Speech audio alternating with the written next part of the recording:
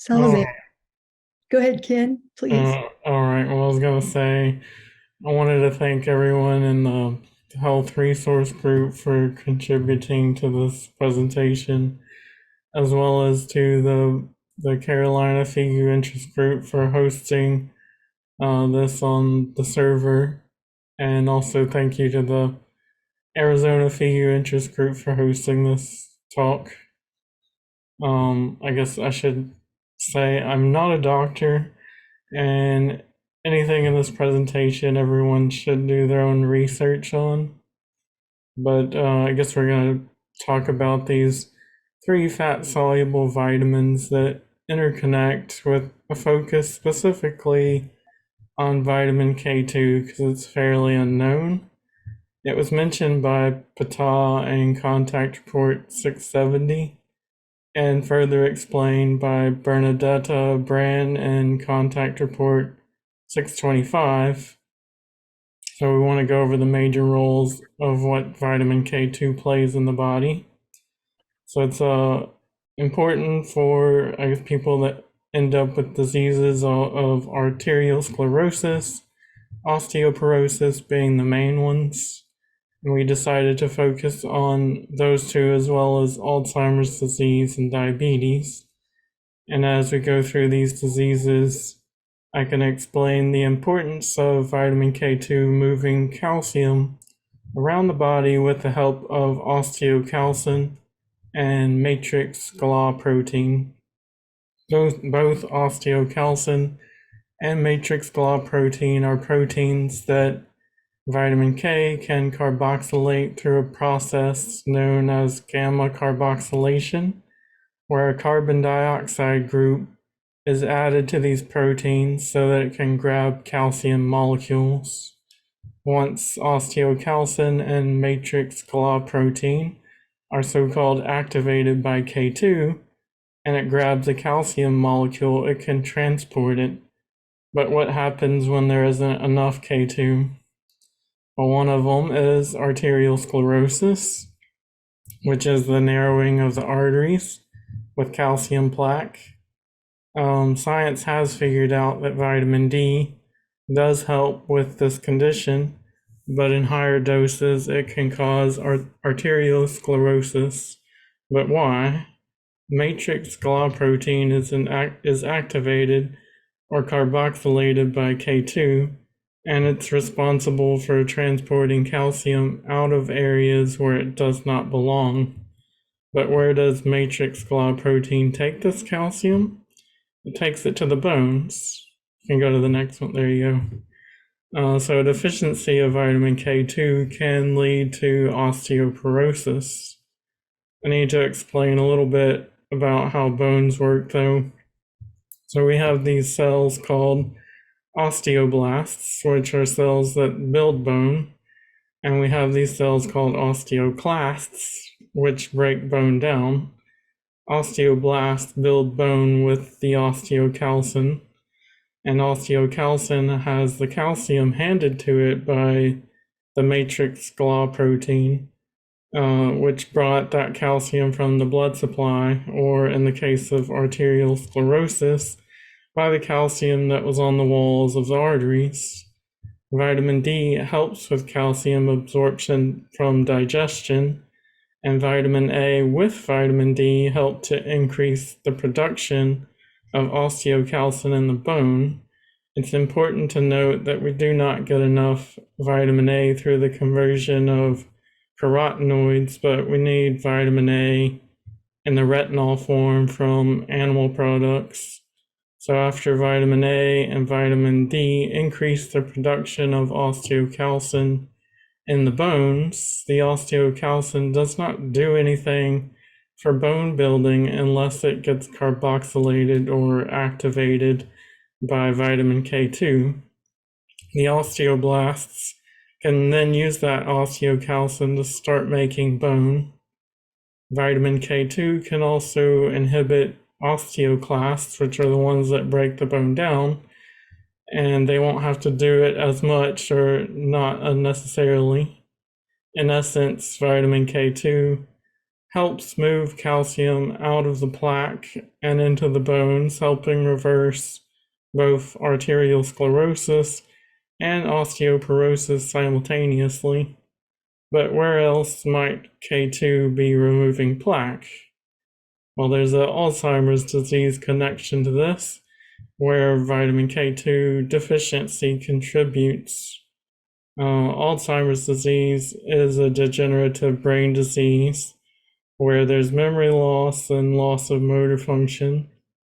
Arterial sclerosis and osteoporosis are closely linked to this condition, in that many that have these two conditions go on to develop Alzheimer's disease later.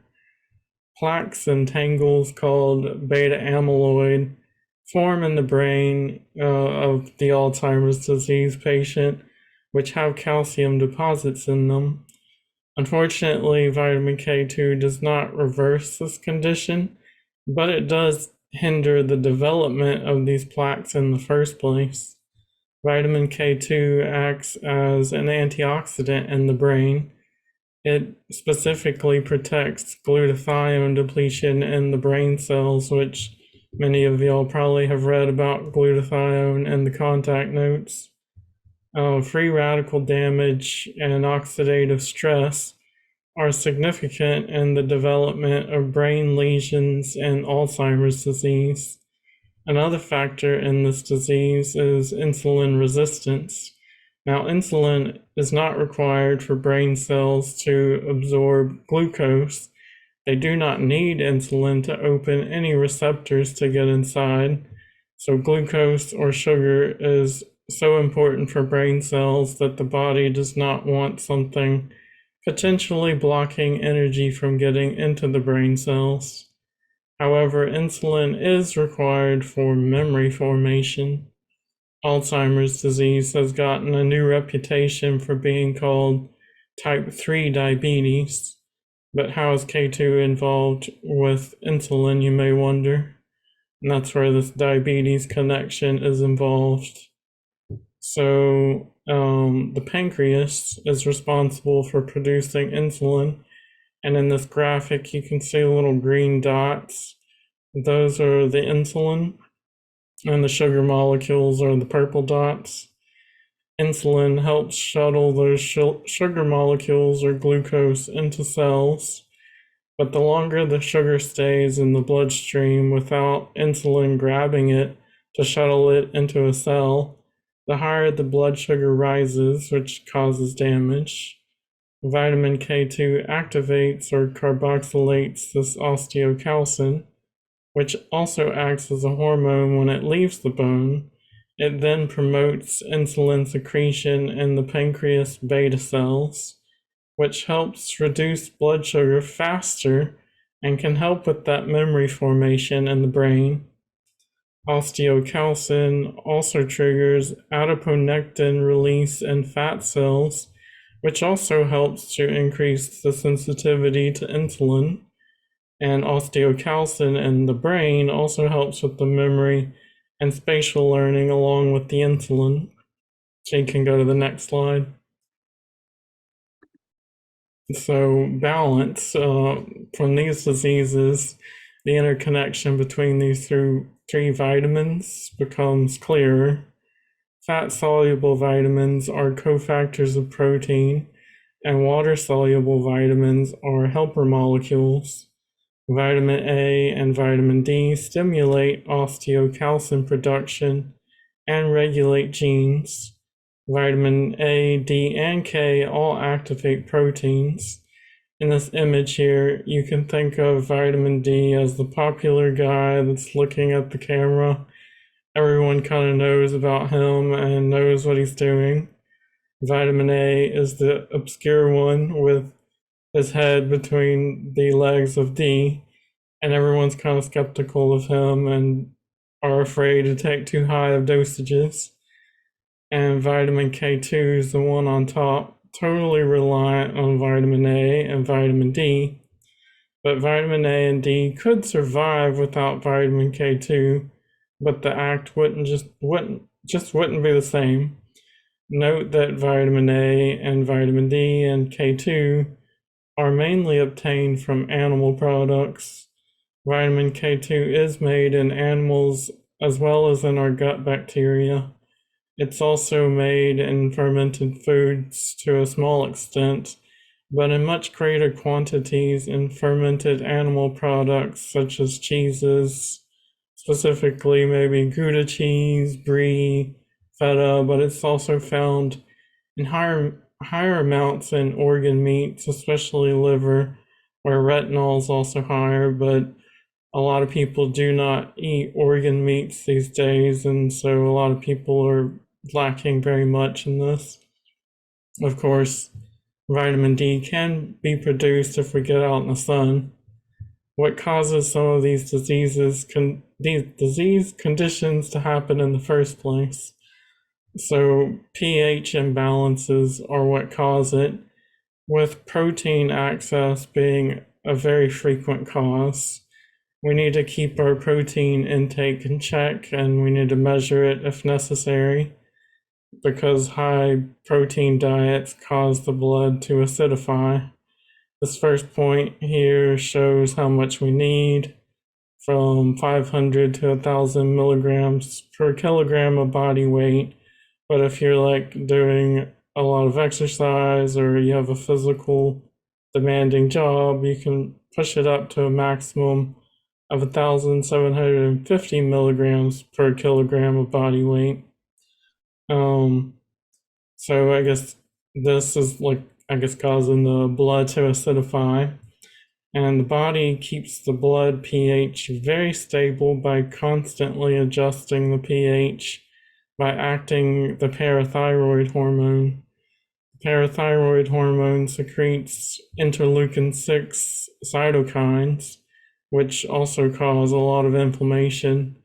And if anyone's remembered with all the early stuff in COVID, people were getting cytokine storms, which were causing massive amounts of inflammation. But interleukin-6 stimulates osteoclasts, which are the ones that break bone down. So the bone starts to break down and the calcium goes into the blood supply to balance that pH that is being caused by eating too much protein.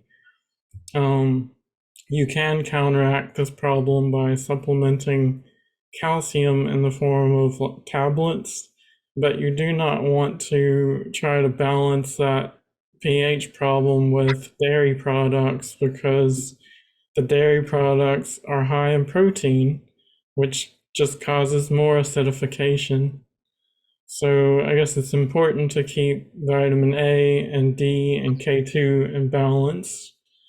So you could go to the next one here now. So it's interesting to note that during COVID, one of the bigger problems was clotting. And it could have been a sign that a lot of these people that were having clotting issues were already deficient in vitamin K2. So it's probably contributing to the development of these clots. There is a paper on this that's included at the back of the presentation that you can find more about how K2 connects with the COVID clotting issues. And I guess I'll hand it over to Nell now to describe some of these remedies. Thanks, Ken. As Ken was saying, he talked about these four major conditions. And of course, we're going to add COVID as a fifth. So arteriosclerosis, we're talking about the circulatory system, the heart, the blood vessels, the vascular system. With osteoporosis, we're talking about the skeletal system in our bodies. And with Alzheimer's, we're dealing with the brain and the central nervous system. With diabetes, we're looking at the pancreas and insulin, insulin is a hormone, so it's part of the endocrine system. And COVID, of course, anytime you mention COVID, the first thing that we need to look at is the immune system and to make sure that it is as strong as it can be. So here we have 5 remedies. Well, first off, let me say that back in January of 2022, we received a Zeitzeichen newsletter that published a number of remedies. There were about 50 remedies of how to deal with the vaccine or the spike proteins from COVID.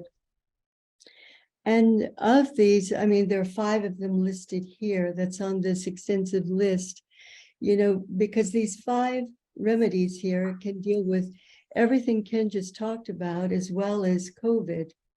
And they're very comprehensive and broad spectrum in their ability to help the body to heal.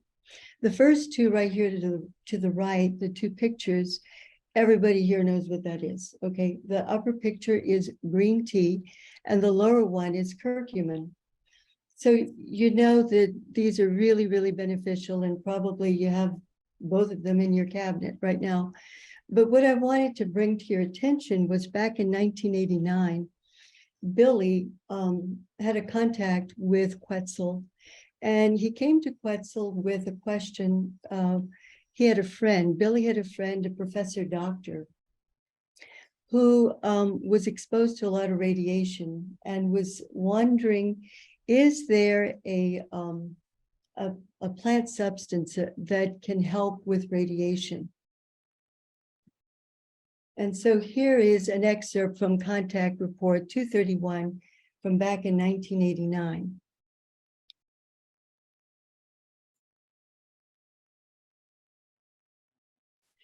So Quetzal's response is, there is a natural remedy, which is said to have a certain radiation protection, but which at the same time has a certain effect against the growth of certain cancer tumors and may even prevent cancer. It is a natural substance called curcumin, which is extracted from a genus of tropical perennial plants, turmeric. So Ken could tell us a lot about turmeric since he grows his own. He grows it, he dries it, he grinds it up, and he takes his own supplement here of homegrown curcumin. So the thing about curcumin is you need, if he just took it like that, he would get about 1% of the of what's available, the beneficial properties of curcumin. So you need to know that with curcumin, you need to make it bioavailable.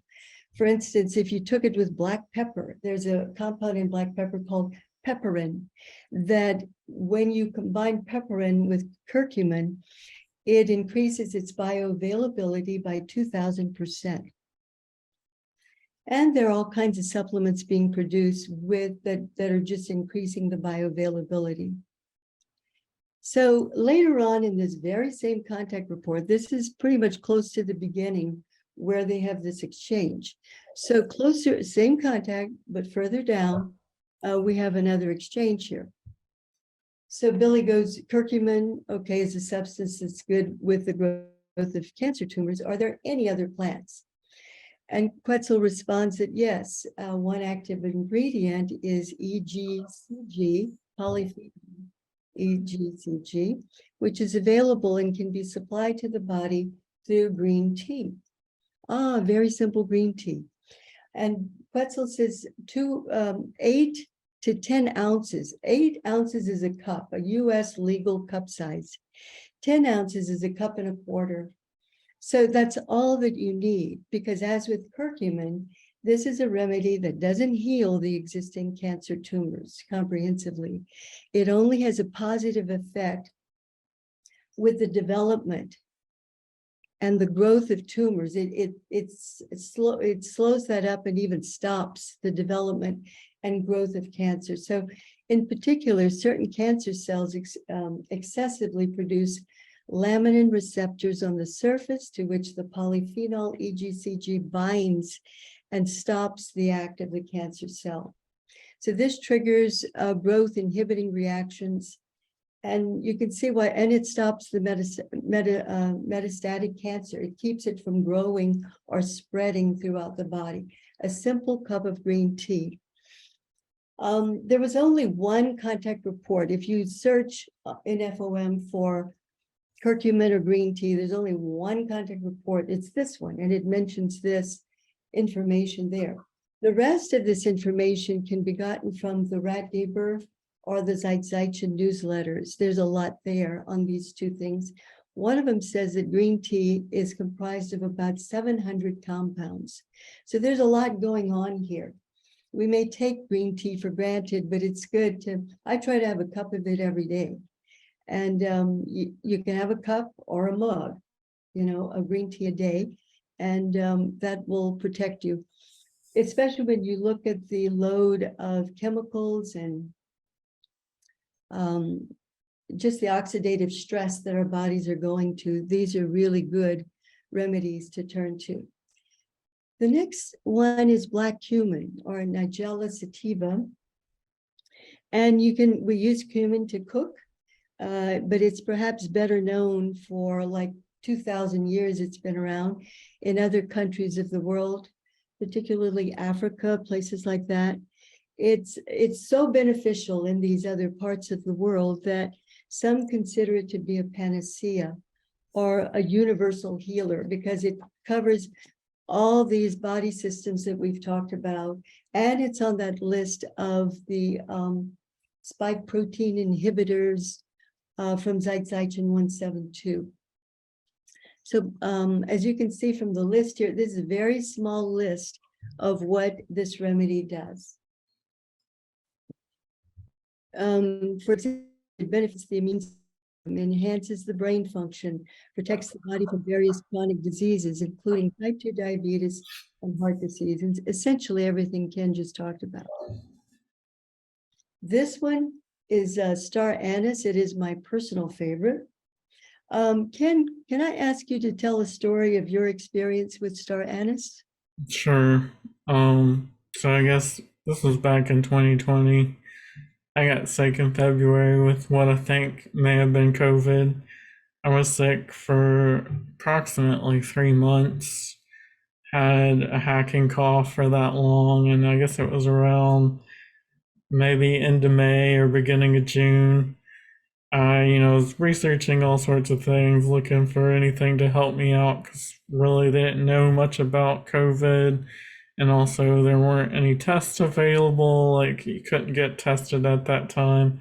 They were hoarding tests for the hospital, so I couldn't even test myself. But I read online about star anise and bought some and started making tea out of it. And it was like, you could tell a major difference of coughing after I took this stuff. And I took it for a long time, like at least probably once every 2 or 3 days, because it was so helpful.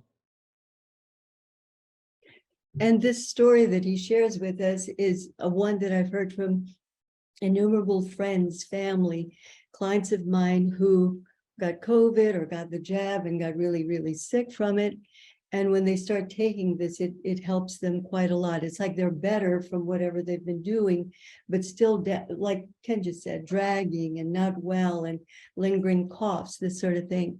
When they start taking this, it pushes everything over into health and well-being. They start feeling good again. Also, I had a neighbor who had a lot of hip pain going on and visits to the doctor, and he's wanting to cauterize the nerves so she doesn't feel the pain and a whole bunch of nonsense.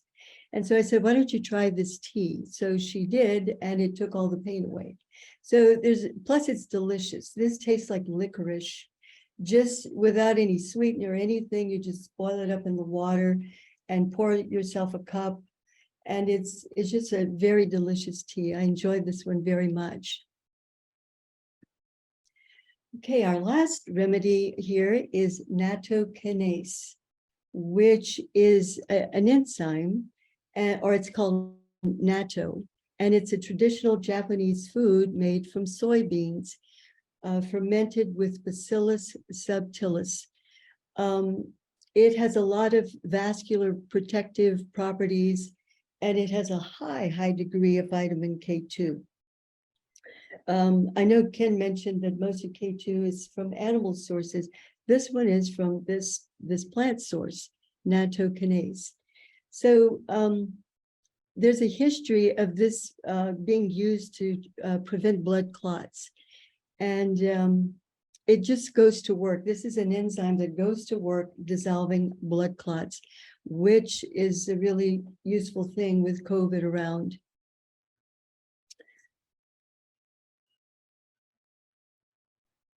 Yeah, I guess I could mention too that it doesn't necessarily need to be made with soybeans. You can make it with chickpeas or red beans. It's really the bacteria that's doing all the work there. Good. So can you make your own nattokinase, right? I've made it once. It's definitely an acquired taste.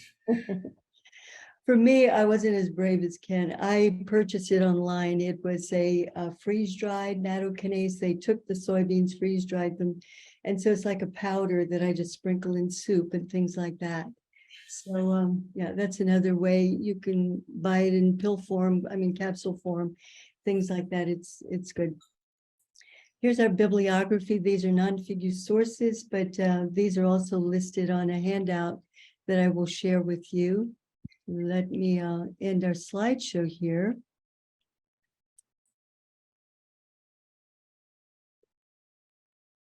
Okay. Okay, this is a paper just to further your, if you'd like to read more about any of these things. Health resources, there's a group of us, there's about half a dozen of us. Ken and myself, Keith Gesso, Nathaniel Mallow, Dave Hurlbert, and then Michael Hilbert. So the six of us have been working, we meet every Tuesday and have for a year and 7 months. And our first goal was to create a database of all the health, to extract all the health information out of the contact reports. And we've lifted about half, 400 contact reports have been indexed already. Nathaniel is busily working on the database, but we also wanted to include the database in a website. So the rest of us, while he's working on the database part, are concurrently working on the health resource website, which is currently on the server, the Carolina server. So it's under construction, and please bear with us. There is enough of health, and we felt that we just wanted to support people's health, even though it's not perfect and it's not all done. But there's enough information gathered to support you. And if you have any suggestions or if you'd like to help with the project, you know, we sure encourage you to do so. I promise you, you join up with this, you'll never read a contact report quite the same again. When you learn to index and write articles on these on this information, you just learn it more deeply and take it in more deeply. Here's our contact information if you want to contact Ken or myself. Each one of these, you'll notice we just talked about every one of these things. There are the remedies at the bottom. So there's a link. Each one of them is a link to the website. Here, let's open up one of these. So this is what our website looks like. No, that's not it. This is our website here. There. And so we have, you know, all of this information. Well, first, let's start at the bottom. Okay, we've gathered all this information. This is from FIGU resources only. This is from the contact reports. So if you do a search for calcium, all these things come up, and the Radgabers, and there's another bulletin here at the bottom. So we go there first, we search all this out, and then we bring that information into here, and it's all indexed. If you want to read more, say this sentence was lifted out of one of the contact reports, number 20, then you can come down here to the hyperlink. Well, this is not hyperlink, but to any of the other hyperlinks, and then read more in the contact notes. But this is just the facts without all the verbiage. It's just the health information, concise and simple and to the point. If you need information fast, this is the place to get it. I want to mention right here, you got recommended daily amount for calcium, which I find it interesting because it kind of pairs with the presentation I just gave. Some people might ask why it's as low as 1 milligram. Well, this goes to the fact that if your pH is not in balance, you need more. If your diet stays in balance the whole day and your body is not inflamed, you don't need much calcium at all because you got plenty in your body. Good. So here's all your food sources if you want to increase your calcium intake. And again, there's an article like this, an article page like this on every one of these, and I've got the links for you here. I'm going to put this list in the chat, and just you can go to the website and see what we're doing, and we hope that this will help a lot of people, a lot of FIGU members all over the world, and it's a worthy project. If you have any interest at all, you do not have to join our group. You don't have to sit in a meeting every Tuesday night. If you want to just do research on your own or write an article like the one you just saw, we can help you to do that. And it's, we'll, go through it and then, put it on the website when it's ready. So help yourself to any of this information. These are those sources that you saw in the slideshow at the end. Ken, did you want to say anything about these things? This is a lot on coronavirus, right? Well, that one's paired with coronavirus, with K2 helping out. I guess K2's, someone that has good K2 levels isn't having the same amount of complications as someone that's deficient. Good. Okay. And I guess we're planning on putting this slideshow up in the article section on the website, probably later tonight or maybe tomorrow, so that it'll be accessible there. Cool. All right. And as I said, I'll put this in the chat in a minute and you can just download it and have it whenever you feel like accessing the website. All right. And thank you all. Do you have any questions?